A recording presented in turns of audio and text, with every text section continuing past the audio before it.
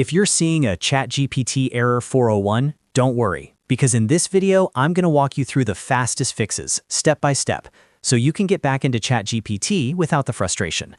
A 401 error usually means there's an authentication problem, which often comes down to your session, your account, your browser data, or even a VPN interfering with the connection. The good news is that most of the time, this is very easy to fix. If this video helps, make sure to hit the like button and subscribe for more quick troubleshooting guides just like this one. All right, let's jump right in.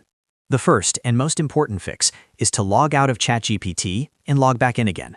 This is the simplest solution, but it works surprisingly often. Start by signing out of your ChatGPT account completely. Then, close your browser entirely, not just the tab. After that, reopen your browser and log back in with your account.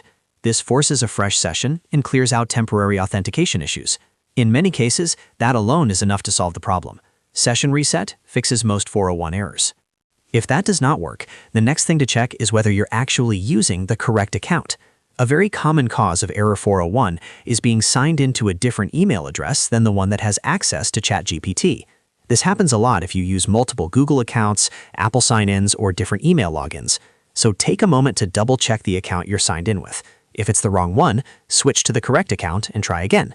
Even if it looks like you're logged in properly, using the wrong account can trigger an authorization failure. Now let's move on to the browser itself. If the issue is still happening, clear your cache and cookies. Over time, saved browser data can be outdated or corrupted, and that can break your login session. Go into your browser settings, open the Privacy or Security section, and choose Clear Browsing Data.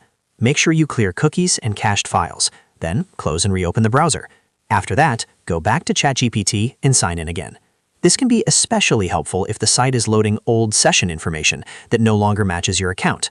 Another great fix is to try ChatGPT in Incognito Mode or a private browser window.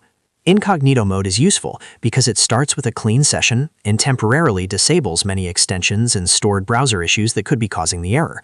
Open a new incognito or private window, go to ChatGPT, and sign in there.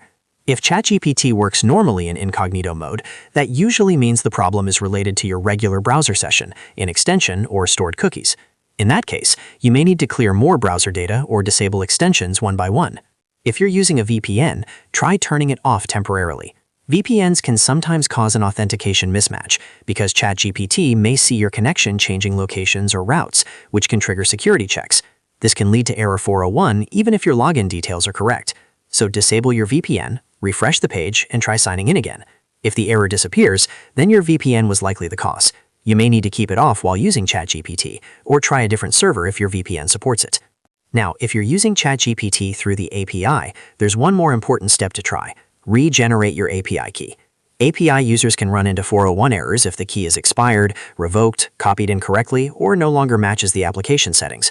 Go to your API dashboard, create a new API key, and then update your application with the new key. Make sure you replace the old key everywhere it's being used, and then test the connection again.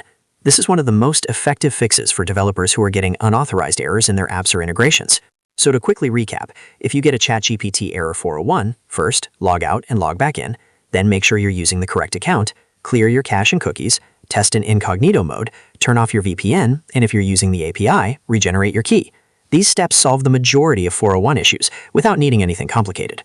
If this tutorial helped you out, please give it a like and subscribe for more troubleshooting videos, tutorials, and quick tech fixes. Thanks for watching, and I'll see you in the next one.